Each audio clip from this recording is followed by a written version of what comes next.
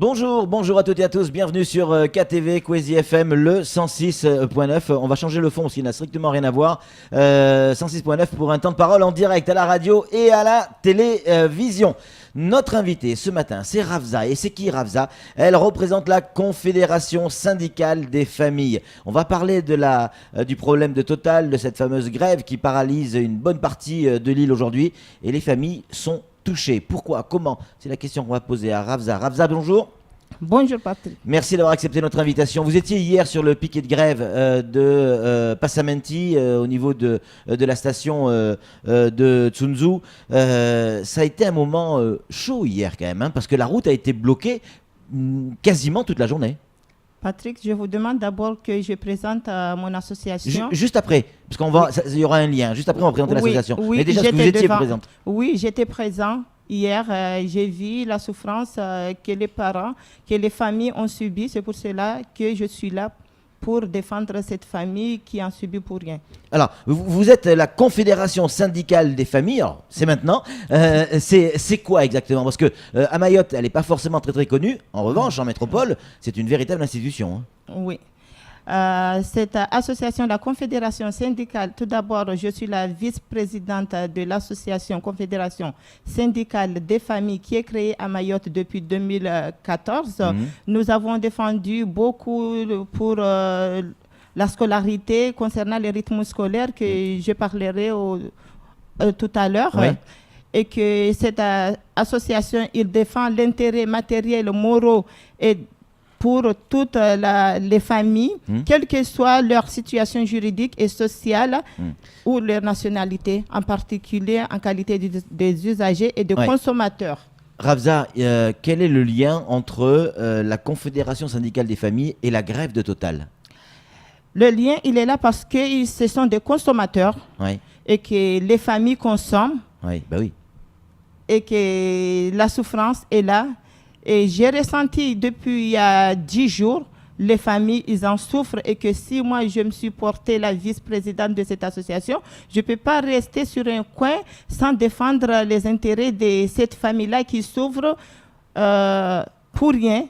Je fais un relais au niveau des élus de Mayotte parce que c'était les élus, j'attendais. Si j'ai mis du temps à réagir, j'attendais les élus réagir parce qu'ils étaient élus par la population. Aujourd'hui, il n'y a rien qui s'est fait. Moi, j'ai pris le relais pour défendre la famille en tant que vice-présidente de cette association qui défend l'intérêt des consommateurs. On a bien compris, à Mayotte. Justement, Ravza, que les choses soient bien claires. Vous n'êtes pas une gréviste de chez Total. Les grévistes, eux, au début, bloquaient la station. Vous êtes, j'allais dire, la société civile, donc les familles. Et à votre tour, vous avez bloqué et barré la route. Est-ce que là, c'est pas paradoxal? Est-ce que c'est pas contradictoire tout ça? Vous défendez les familles parce qu'elles ont pas de carburant, mais vous bloquez la route.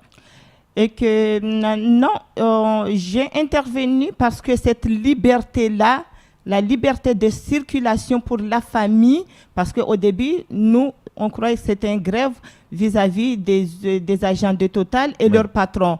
Mais aujourd'hui, ça a dégénéré cette grève. Il est rentré dans la population de Mayotte. C'est pour cela que nous, la Confédération syndicale, a pris part pour pouvoir défendre la population de Mayotte pour qu'il n'en subisse pas cette situation. Samuel Bocher, le rédacteur en chef de France Mayotte Matin, une question à vous poser, Ravza. Oui, Ravza, moi j'en ai une petite idée, tout le monde en a une petite idée, mais c'est quoi la principale souffrance des familles aujourd'hui avec la grève de Total? Samuel, vous savez, vous êtes tous au courant. Il y a des familles qui abandonnent leurs enfants, qui vont au stationnement, aller voir 2 jours à 3 jours d'attente. Une maman qui attend toute la journée, qui abandonne ses enfants, c'est hallucinant. Nous, on ne peut pas accepter cette situation, que les familles en souffrent. Cette souffrance, ça crée des difficultés dans la famille mahoraise. Et que si nous, aujourd'hui, on a choisi d'être département, c'est avoir notre liberté, vraiment la liberté de tout, de consommation, liberté de vivre, liberté de tout. On ne peut pas vivre cette situation qui durcit. C'est pour cela qu'aujourd'hui, on est là à défendre cette famille qui continuent à subir cette situation.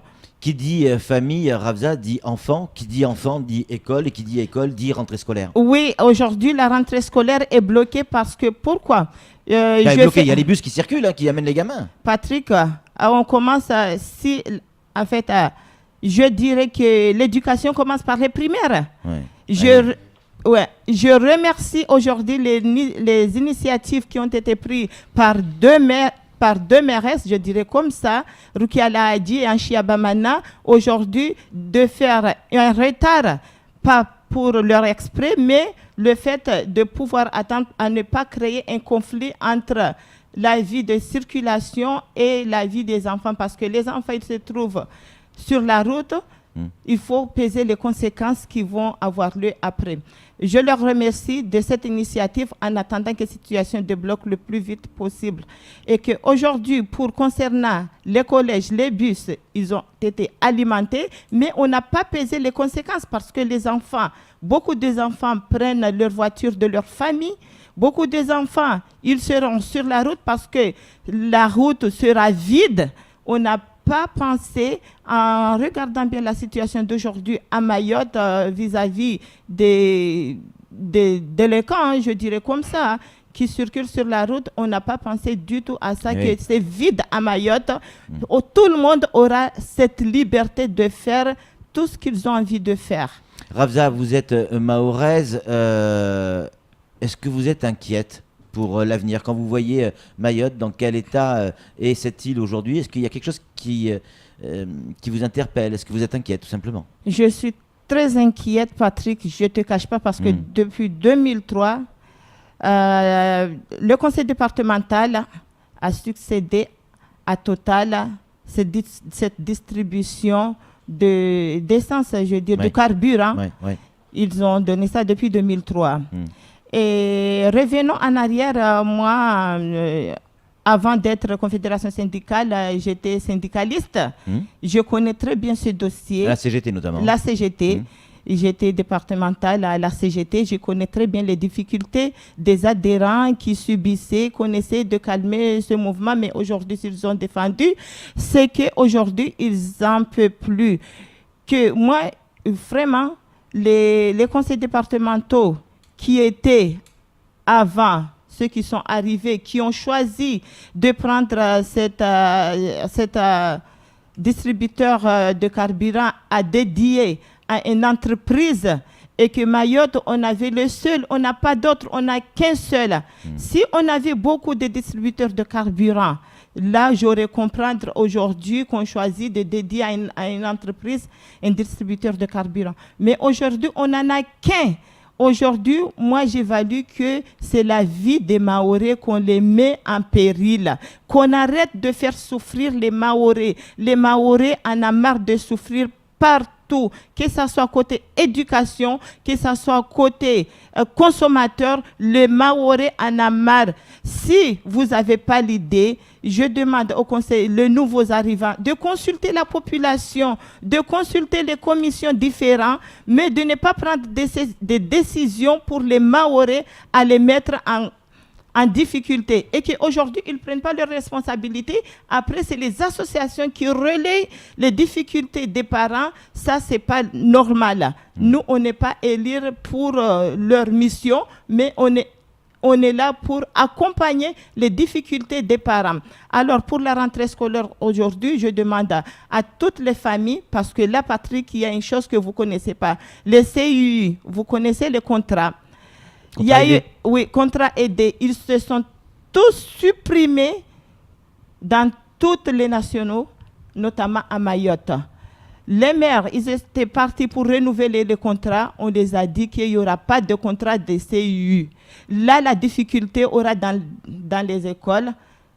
Je reviendrai, je pense, une deuxième fois pour parler ça, mais les écoles, il n'y aura pas, côté hygiène, il n'y en aura pas parce qu'il n'y en aura aucun contrat qui va être renouvelé. Et ça, c'est aux élus de voir ça, parce que nous, on ne peut pas accepter cette situation d'envoyer nos enfants à l'école avec cette condition qui ne permettra pas de les accueillir à l'école.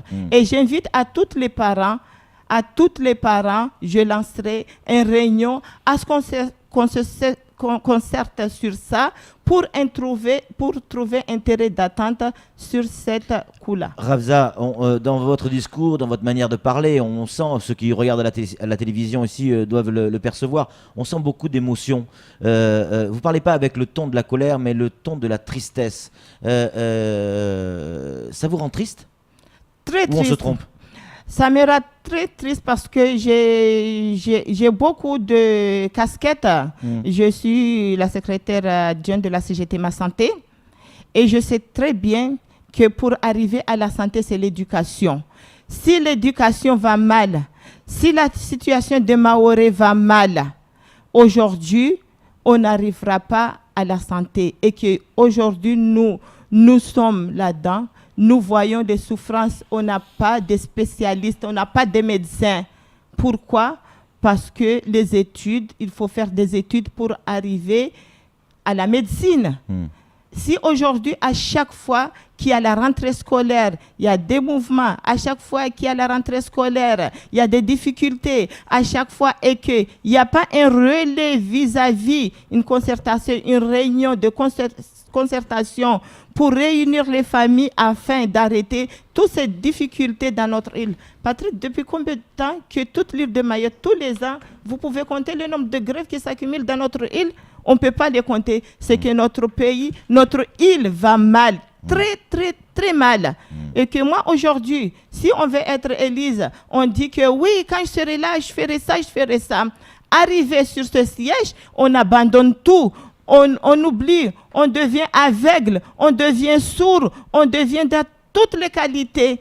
Aujourd'hui, je demande à ces gens-là de prendre leurs responsabilités par rapport à cette... moi, je pense que par rapport à cette grève, il faut voir la convention. Vraiment, le rôle, c'est de voir la convention qui a été faite. On aura l'occasion d'en reparler. En tout cas, merci beaucoup pour ce témoignage, Ravza. Un témoignage du cœur, tout simplement. Vous l'avez certainement ressenti. On est sur Kwezi. Tout le monde a droit à la parole. Tout le monde a droit à s'exprimer et à donner son sentiment à partir du moment où il est respectueux. Merci beaucoup, Ravza, d'être venu sur ce plateau. C'est tout pour ce temps de parole. Tout de suite, la suite de nos programmes. Merci, Patrick.